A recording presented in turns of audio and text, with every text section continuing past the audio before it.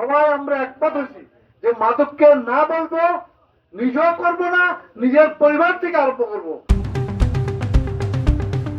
আপনাদেরকে সুস্বাগতম জানাই, ধন্যবাদ জানাই, অভিনন্দন জানাই।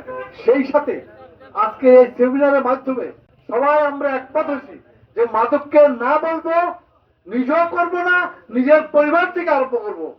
আমরা এখানে যারা সুন্দরভাবে বক্তব্য দেই, বিশেষ করে জুয়াটা ওসি মহোদয় সুনামগঞ্জে এবং সিলেট বিভাগের শ্রেষ্ঠ ওসি হয়েছে, এবং সুনামগঞ্জে উনি আসার পরে সুনামগঞ্জে যারা অন্যায় করে, বিশেষ করে মাদক সহ সকলের সন্ত্রাস বিরোধী, সন্ত্রাসের আতঙ্ক উনি।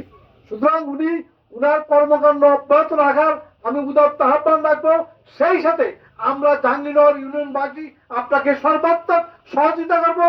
এবং আপনি কিছুক্ষণ আগে বলেছেন যে আপনার মোবাইলে মেসেজ দেওয়ার জন্য, আপনারা যারা যারা মাদক সেবন করে অথবা বিক্রি করে তাদের নামটা অনুগ্রহ ওসি মহোদয় বা থানার মধ্যে মেসেজ দিয়ে দিবেন, যাতে করে প্রকাশ করবেন উনি বলছে।